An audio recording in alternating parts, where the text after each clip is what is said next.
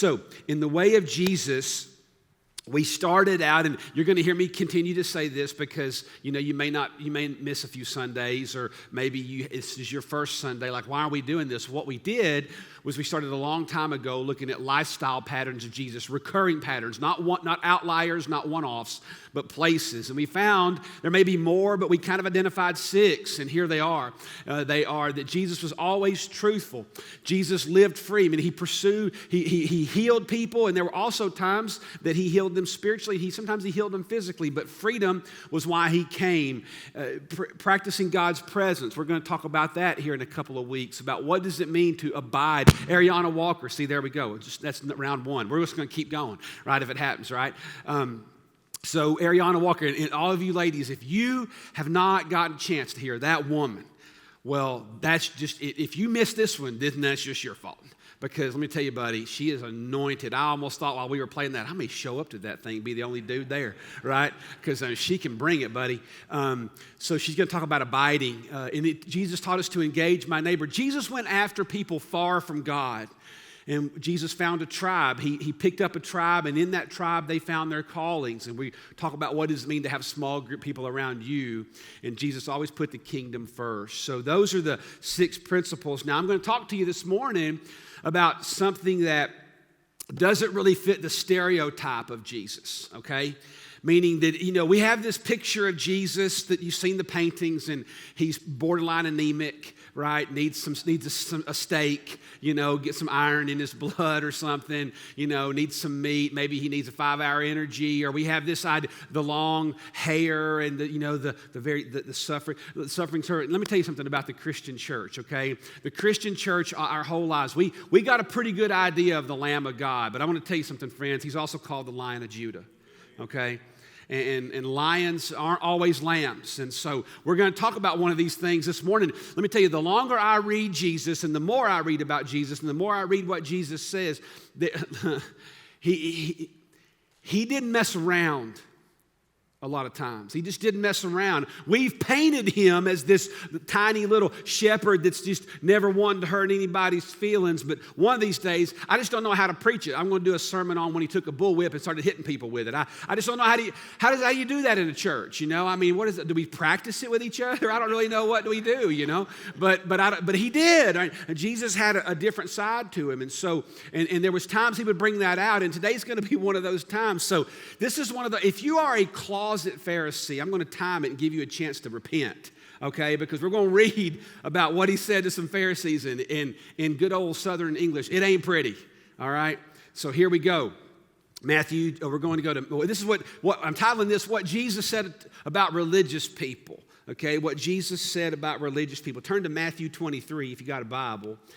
I hope you do. Matthew chapter 23. Now look, there are 39 verses in here. And I really don't know what to leave out, so I'm not, okay? So we're just going to read them. And if you don't know who the Pharisees were, just think in your mind, can I just say it like I feel it? Is that okay? They were religious snobs, okay? They were just religious snobs. That's who they were. The gatekeepers. They decided who got in the club and who didn't get in the club, right? And so that's who they were. That's a very technologically deep, theological answer. But that's my best. I'm telling you, it works, all right? Then Jesus spoke to the crowds and his disciples, and he said, the scribes and the Pharisees, in fact, it's time out. Let me just tell you let me stop. Let me tell you who's in this crowd. This is what makes it, I got to tell you this on the front end. Let's go to the next image, all right? Here's the people that are in the crowd. The toxically religious, that's the Pharisees. The newly converted, that's some of the disciples, right? Some of the followers. And then there were just those in the middle, along for the ride. So see, what makes this discourse so powerful is Jesus wasn't doing it like Southerners would do it. We talk about you when you're not around, right? That's how Southerners do it. Jesus didn't do that. There were Pharisees in the crowd. And that brings a whole different weight to it, doesn't it? Yeah, it does. So here we go. The scribes and the Pharisees, They have seated themselves in the chair of Moses. Therefore, verse 3 says, all that they tell you, do and observe, but don't do it according to their deeds, for they say things and they do not do them. They tie up heavy burdens and they lay them on men's shoulders, but they themselves are unwilling to move them with so much as a finger.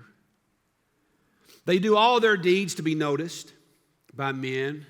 They broaden their phylacteries, that's like something they wear, and lengthen their tassels, and it was just like they wore really unique clothes to set themselves off.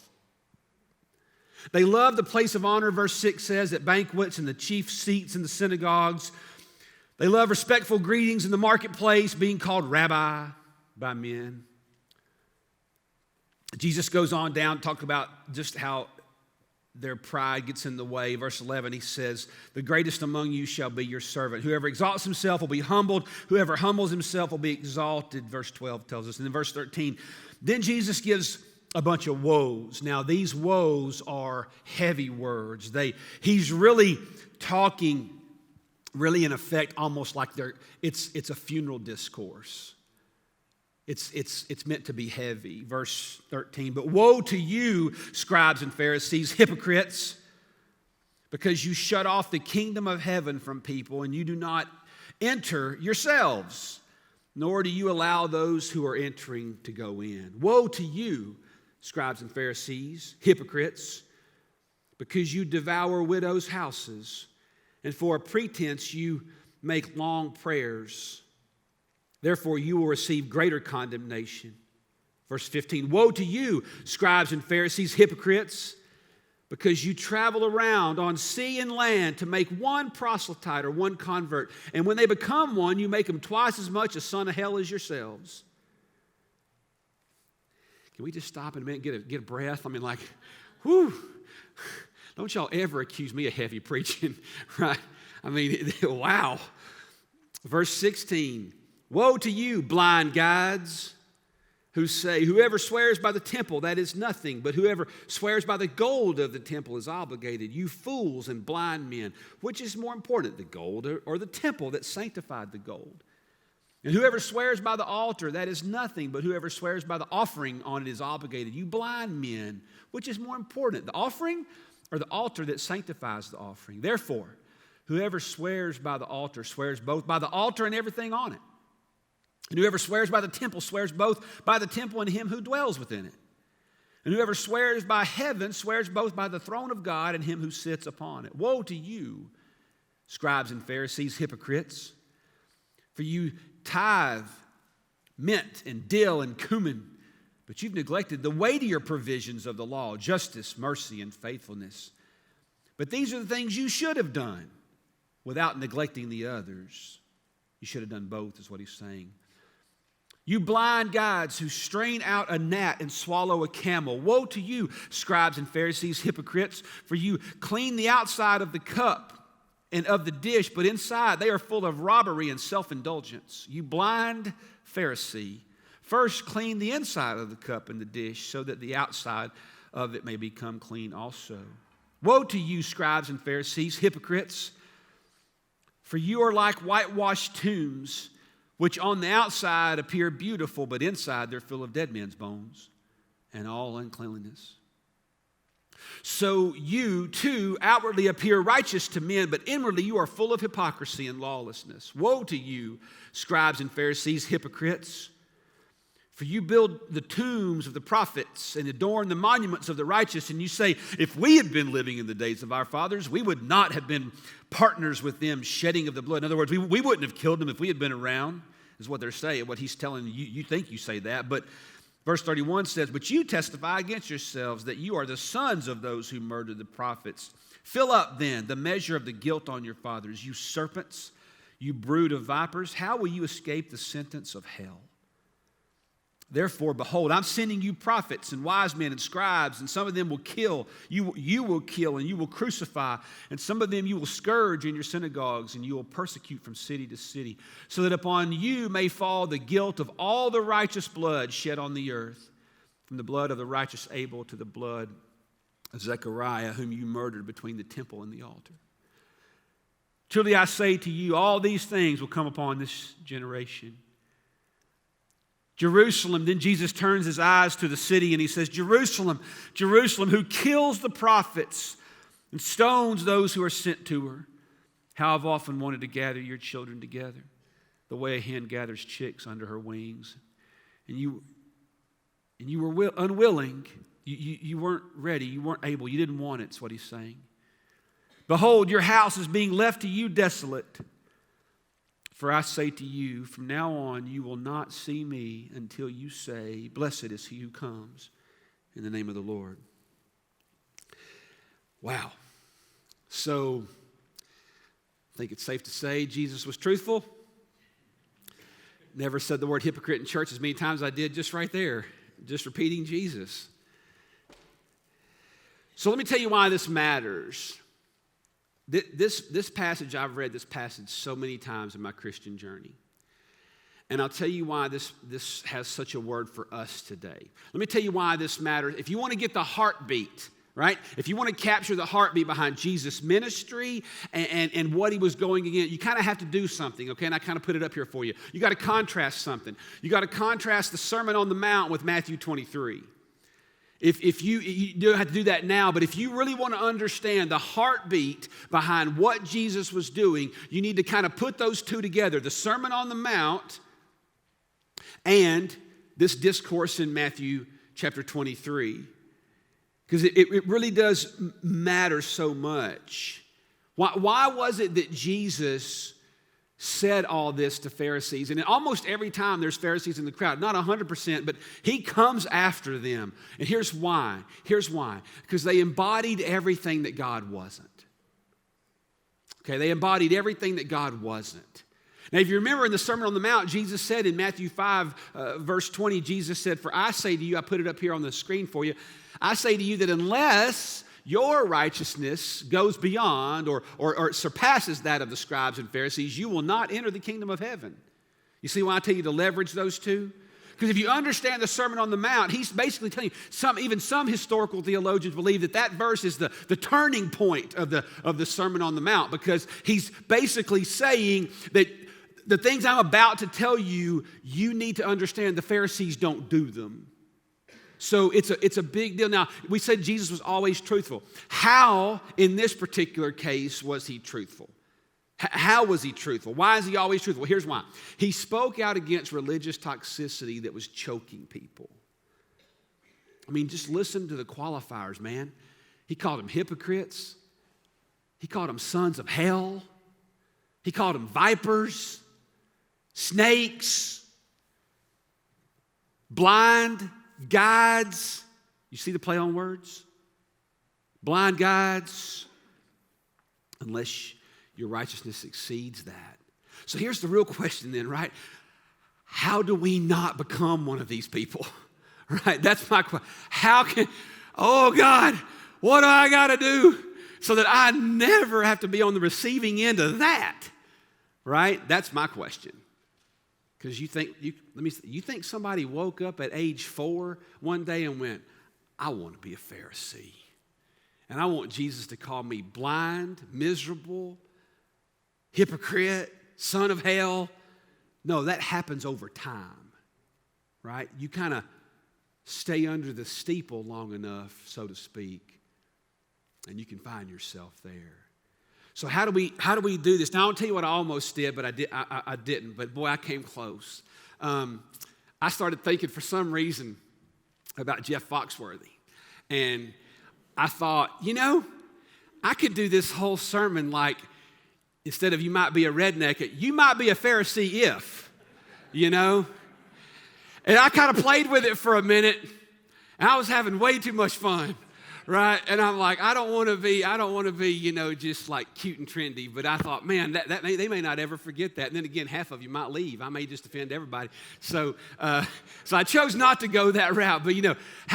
But how can we avoid becoming this kind of person? Well, I think Jesus has a lot to teach us right here. I really do. I think he has a lot to teach us today about being religious. So I'm going to give you a few principles here. The first one is this: never mistake ritual for relationship. Because that's what they did. Never mistake ritual for relationship. They were bound in traditions. And in verse 25, notice what Jesus said. Woe to you, scribes and Pharisees, you hypocrites. You clean the outside of the cup and of the dish, but the inside they are full of robbery and self-indulgence. You see, what these people were was they were guardians of the traditions. They were guardians of traditions. But I want to tell you something. Tradition has never transformed the human heart, friend. Only the Spirit does that. Traditions never transform the human heart.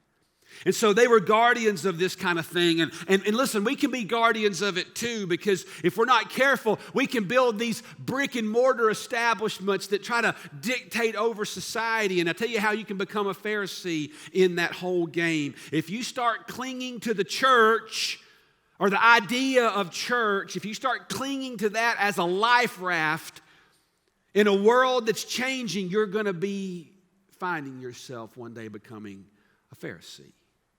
Because see, Jesus didn't come to erect brick and mortar, and he didn't come to erect all kinds of models of programming. Those help us fulfill the mission, but programming and worship services and catering to your preferences are not the mission.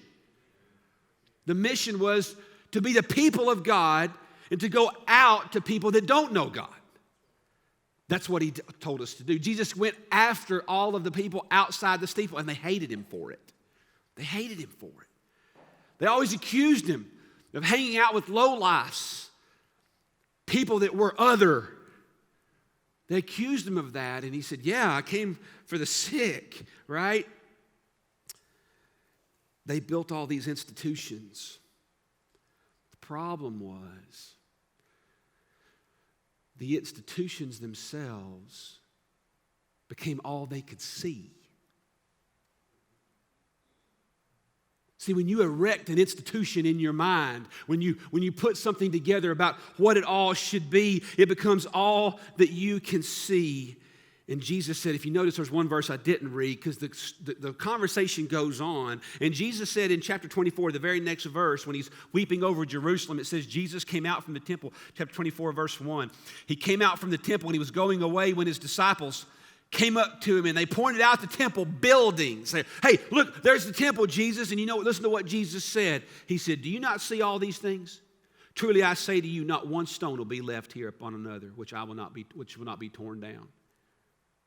He said, I'm going to burn it to the ground. I'm going to take it down. The institution has become a hindrance. But the institution was all they could see. Don't you find it interesting, you guys? I find it interesting that they sat in the seat of Moses, it says in chapter 23. They sat in the seat of Moses, but they couldn't see the one about which Moses prophesied. Do you see how the institution can become your blind guide? They were supposed to be the guardians for God, and God was standing in front of them, and all they could think about is, how can we kill him? How can we kill him? See, when the institution becomes your lens through which you have to see everything, you can miss the very things that God wants to do. The goal here is to see what God wants to do. I think what had happened is their rituals had really basically destroyed their retina. I think their rituals had destroyed their retina. They couldn't see the hand of God because they were so locked into thinking that God could only do it one way. Be careful that your rituals don't destroy your retina. The goal of the Christian life, listen to me, Christian friend. The goal of the Christian life has never been adherence to doctrine. The goal of the Christian life has been transformation in Christ. The goal of learning theology was never to be Bible smart. It was help you to understand the ways of God. But see, they would weaponize those things at times. And so what had happened is their hearts had become hard and they couldn't feel God anymore. They couldn't see God anymore. It's never about... Now, and I think that's one of the places that the evangelical church, I think it's one of the places we've really done people a disservice, if I'm being honest. And I think it's people like me. I think it's preachers across the ages. I think it's church leaders across the ages. Oh, I'm not saying we do it every time. I'm not saying it was even our intent. But I think somehow as evangelicals, as much as I love being an evangelical and I stand in the truth of being an evangelical, I think we've painted this picture to people that if they will just accept the right doctrines, then somehow the downloading of those doctrinal facts will transform the heart. And I'm telling you, friend, you can believe all the right doctrines and go straight to hell. Straight to hell. Because there's no inner transformation. Listen, I can have an appreciation for gravity. It doesn't mean I truly understand physics, right? I mean, I can have an appreciation for music and lyrics. It doesn't mean I'm a musician. You follow my point?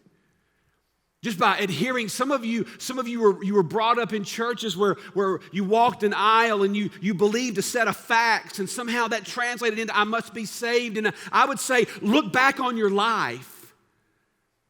If there's no fruit of that, then today is the day you need to be saved. Because salvation bears itself in fruit, Jesus said, right? If you find yourself bound in rituals, you might just be a Pharisee. I love what Dallas Willard said. He was the OG of all of this. Dallas said it better than anybody. He's in heaven now, and Dallas said, spirituality wrongly understood or pursued, spirituality wrongly pursued, that is a major source of human misery and rebellion against God. And Dallas is right.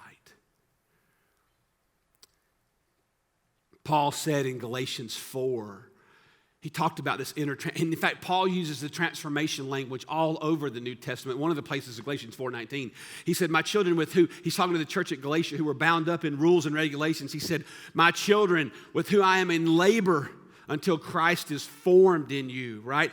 Like clay. He wasn't saying all the Galatians were wanting to, they were going back and forth with Jewish law versus new Christian teachings. And he's saying, no, Christ in you has got to be formed. That's what I want to see. I want to see that Jesus now is inside of you, making you something you could never be on your own. So if you want to not be a Pharisee, make sure that you don't place ritual above relationship. I'll give you a second standard, though. Here we go. You ready for this? Number 2. I would say value the biblically invaluable. Value the biblically invaluable and give grace on the marginal. You hear me when I tell you that? Give grace on the marginal. Value what's truly biblical and throw out what's really not. I'm going to give you a verse. Now, Jesus used humor. And he did it in this sermon, but you would have had to, if you want to call it a sermon, whatever this was, a rebuke. But you would have had to be in a Hebrew. But I want to tell you, this is funny. It's just not funny to Americans in 2023. But it's super funny if you were somebody that didn't like Pharisees, right? You know, I talked about Jeff Foxworthy. The first time I was 21 years old, the first time I ever saw those infomercials late at night for $19.99 where you could buy the VHS tape, I didn't laugh at any of those jokes. You know why? I didn't know it was a joke. Because all this stuff, that was the things, that's the way my granddaddy talked. I was like, I get it. Oh, yeah, okay, I knew exactly what he was saying. You know, I've eaten, I got it. It didn't make sense. Why is this supposed to be funny? So you had to be from the South to get a true picture of this stuff. Well, a Jew would have had a true picture in verse 24. You blind guides, you strain out a gnat and you swallow a camel. Let me tell you why that's funny. Because a camel and a gnat made you ceremonially unclean. So what they would often do is when they would drink wine, they would close their teeth so that it would provide like a filter, and they would drink their wine like that. So that they would catch gnats in their teeth and they could still go to church, so to speak, later. And Jesus saying, y'all keep on doing that and you're swallowing a whole camel. Now that's funny. Right? That's funny. And if you weren't a Pharisee, you'd have been like, oh, look at those jerks, right? Yeah, I always knew that. They always knew they were that way. So they was like, you're missing the whole point here. See, they majored on the minors. How many of you, don't raise your hands. How many of you grew up in a church that majored on the minors? How many of you grew up in a church where you didn't celebrate much, but buddy, you knew what not to do? Right? See, for the Pharisees, boundaries were there to keep people out. Let me tell you why God made boundaries. He made boundaries to keep you alive. When He gave you boundaries, telling you to be married and to not forsake the marriage institution, He was trying to give you a boundary. But He was trying to tell you, don't be divorced. He was trying to tell you there's a boundary there. When He was trying to tell you not to murder, He was saying, why does God tell us not to murder? Because He just doesn't want you killing people? Well, yeah, but mainly because it destroys human life. When He tells you, you shall not lie, is it because He doesn't like liars? No, He's saying because people aren't going to trust you and you're going to ruin your reputation. And when you lie, when you tell a lie, I tell you one of the burdens that I see among so many, especially young families, man, I see it all the time as a coach. I coach for the YMCA, I coach for Franklin Baseball Club, I see it as a pastor. People don't seem to be bothered by other people lying anymore. Lying is an intent to deceive. In an intent to deceive, you think somebody, if you're willing to lie, if you think that's going to self-correct someday? Let me tell you, boy, in my house, we take lying super serious. It's an intent to deceive. And they'll keep doing it. And those lies will get bigger. And they'll get better at it too. So what I'm saying, God He gives us boundaries to bring freedom in, right? To bring freedom in. But I'm just telling you, whatever you do, right? Value the biblical things that matter and give people grace on the things that don't. And the Pharisees were not good at that. Everything was a rule. Everything was a rule. Everything was a boundary. But those boundaries, He told you, remember, He said, you shut the kingdom of heaven in people's faces. Remember when He said that a minute ago? He's saying because you don't let anybody in the room. You use your boundaries to be the special people of God. They were arrogant. That is why Jesus came at them so much. Listen, man, there is few things I can think of worse than an arrogant Christian. As if you had anything to do with any righteousness put into your life at all. I can't stand people who think they're special and they're more biblically smart than other people. You know why? Because I've been around some of the most amazingly theologically astute people you've ever met. And you know what I found about most of them? They are some of the most humble people you'll ever meet. We have some amazing theologically minded people in our church. And you know what always impresses me? Is I see them out there taking notes on me, which I think is kind of stupid. Right? Like, they've forgotten more about this stuff than I've ever learned. But they're lifelong learners. They're hungry. Right? I get these sweet notes from Ed Teeley. Hey, Pastor, I'm trying. Pray for me, I'm trying. If you don't know who he is, oh, what a sweet man of God. His health has been failing him, and he's just holding it together with his family. He'll write me these special notes. Oh, I loved what you said in this sermon. I'm like, I don't even remember what I said. I'm trying. Pray for me, Pastor. It's just an amazing thing to watch people. See, Pharisees weren't that way. Let me tell you something, man. If you've got boundaries and if you've got big boundaries, I'm going to tell you, man, be careful. Be careful that your theology doesn't become a boundary line. You hear what I'm saying to you? You know what I began calling myself in the last many years? I'm a New Testament Christian. That's what I am. I'm a New Testament Christian before I'm anything.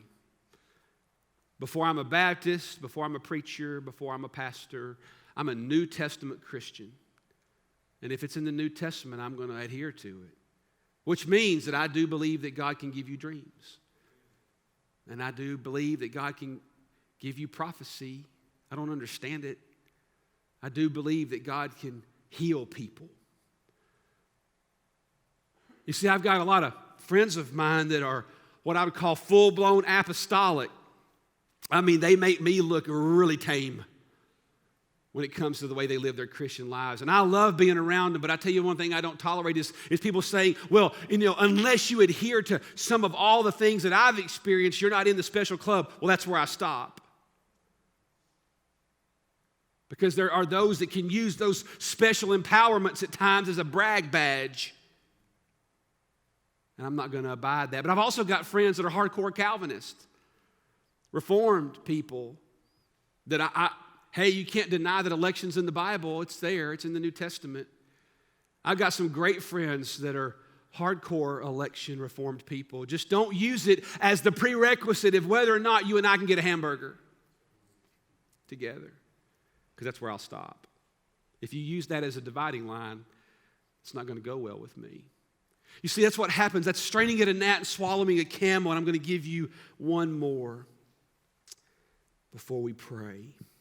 It's a short one, but boy, it's powerful this morning. If you want to make sure that you're not going to become a Pharisee, I would say position yourself next to life givers. Never mistake ritual for relationship. Value what's biblically invaluable and give grace on the other things. And I would say the third one, though, is position yourself next to life givers. And I'm going to read for you a verse for a minute. Now I want you to pay attention right here, because this is a big deal. Listen to what Jesus said, verse 27.